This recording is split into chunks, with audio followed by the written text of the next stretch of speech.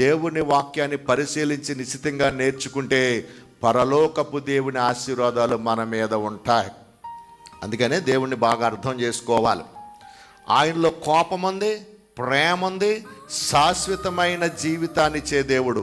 మనుషుని సృజించిన తర్వాత నరకంలో కానీ శత్రువుకు కానీ అప్పగించాలని ఎప్పుడు అనుకోలేదు.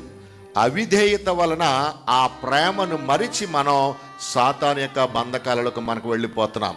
ఈ రోజుల్లో చాలామంది ప్రశ్నిస్తారు, ప్రేమామయుడు కనుకండి మాకు ఈ బాధలు ఏమిటి, మాకు ఈ అనారోగ్యాలు ఏమిటి, మా వ్యాపారాలు ఎలాగైపోతున్నాయి, మా ఉద్యోగాలు ఎలాగైపోతున్నాయి అని ప్రశ్న కూడా వేయచ్చు.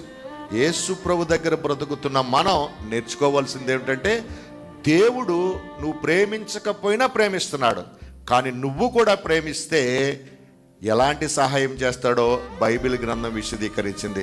If you love him he will do wonders. నువ్వు ప్రేమిస్తే, ఆయన ప్రేమ ఎప్పుడు మన మీద ఉంది, కానీ నువ్వు కూడా ప్రేమించాలనే.